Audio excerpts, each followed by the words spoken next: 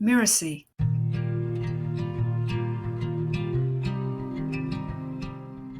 It happened once that the cat met Mr. Fox in the woods, and because she thought he is clever and experienced in all the ways of the world, she addressed him in a friendly manner. "Good morning, dear Mr. Fox. How are you? And how do you get along in these hard times?" Hi, I'm Lisa Bloom, the story coach, and you're listening to Once Upon a Business. In each episode, we explore a story, a fairy tale, folk tale, or traditional story, so that we can discover the amazing lessons relevant for business and for entrepreneurs. The fox, full of pride, looked at the cat from head to foot for some time, hardly knowing whether he would deign to answer or not. At last he said, "Oh, you poor whistler wiper, you piebald, you starveling mouse hunter, what has come into your head? How dare you ask me how I'm getting on? What sort of education have you had? How many arts are you master of?" "Only one," said the cat meekly. "And what might that be?" asked the fox.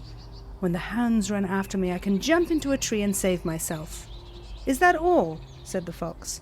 "I am a master of 100 arts, and I have a sack full of cunning tricks in addition. But I pity you. Come with me and I'll teach you how to escape the hounds." Just then a huntsman came along with 4 hounds. The cat sprang trembling into a tree and crept stealthily up to the topmost branch, where she was entirely hidden by twigs and leaves. "Open your sack, Mr. Fox, open your sack!" cried the cat, but the hounds had gripped him and held him fast. "Oh, Mr. Fox," cried the cat, "you with your 100 arts and your sack full of tricks are caught, while I, with my one, am safe. Had you been able to climb up here, you wouldn't have lost your life."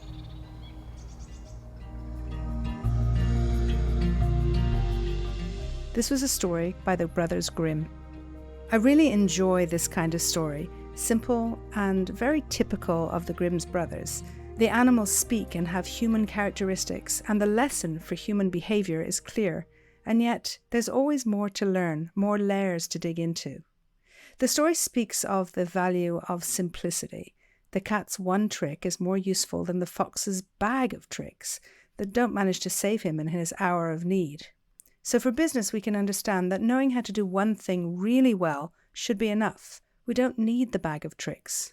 I'm not sure that's true. Yes, we need to have deep expertise in one area, but I think it's important to have at least a rudimentary understanding of many aspects of business. For example, I'm a storyteller, but I also need to know how to design the courses that I offer and how to speak on the stages I'm invited to. I need to understand marketing and sales, and I need to be able to run the business.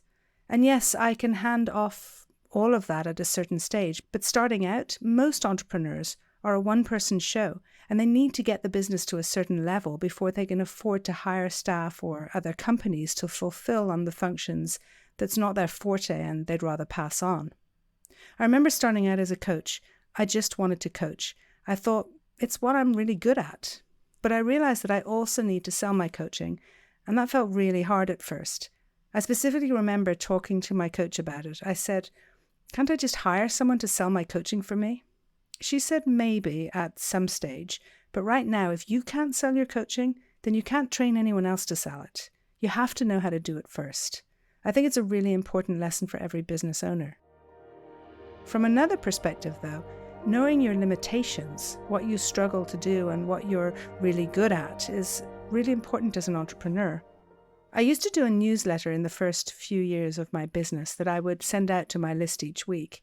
It would take me about 45 minutes to write the story and all the other content. And then it would take me about 3 or 4 hours to get it set up in the system, to make it look good, and to make sure that the tech was set up properly. Finally, I realized that I was just crap at doing that part of it, and I asked my virtual assistant to take it on. After she'd done it a few times, I asked her how long it took, and she told me, on average, 20 minutes. That was her expertise, and I needed to stay solidly in the realms of my own. So the lesson that the cat teaches us in the story is to be clear about your one trick, what you're really good at, and if you can, stick with it and get others to help you to do the other stuff. But there's a deeper lesson in the story, and it's all about the attitude of the cat and of the fox. The cat is humble and friendly. She says about the fox, he's clever and experienced in all the ways of the world, which may have been true, but in reality, the fox was really arrogant and patronizing. It even took him time to decide if he would bother to answer the cat. And when he did, it was in an offensive and dismissive way. He said, "How dare you ask how I'm getting on?" I hate that term, "how dare you." I heard it often in my childhood, and it makes my skin crawl. It was in that moment where I was being shamed by someone that it was used. I think in the old days, they believed that shame was a great educator. The only education I got from being shamed was self-doubt and the realization that I never want to shame anyone else. It's one of the most painful emotions. But it's also Fox's arrogance that teaches one of the biggest lessons in the story. The story is telling us that when you're arrogant, you'll get caught. The fox is so distracted by his arrogance that he ends up being eaten by the hounds. And so the story teaches us that we need to be humble and nimble. The cat responds quickly when the hunter comes, so she can jump into the tree without any thought. But the fox is busy with his arrogance and his choice of so many tricks that he doesn't actually do anything and is caught. This also speaks to me of the entrepreneur that's so busy with the marketing promises, with the grandiose ideas of success, that they don't spend the time to actually do the work, to become the expert and to be able to deliver on the promise. I remember a few years ago, a well-known marketer in the online space created a course that had an incredible promise of business growth. Everyone I knew in the industry was taking this course. We were all wowed by the promise and the amazing language used to describe the promise.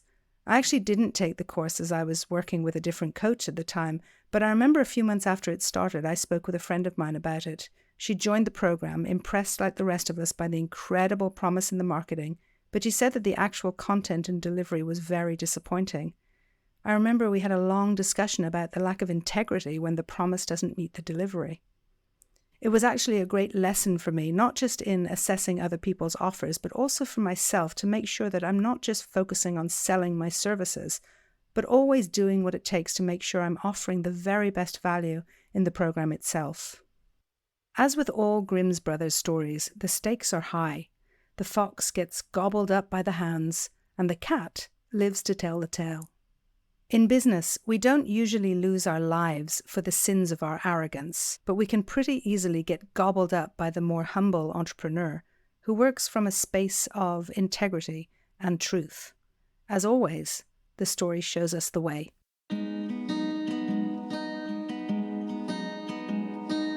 I'm Lisa Bloom, and you've been listening to Once Upon a Business. You can find out more about me at story-coach.com. That's story-coach.com. Once Upon a Business is part of the Mirasee FM podcast network, which also includes such shows as Making It and Behind the Launch. To catch the great episodes that are coming up on Once Upon a Business, please can follow us on Mirasee FM's YouTube channel or your favorite podcast player. And if you enjoyed the show, please leave us a comment or a starred review.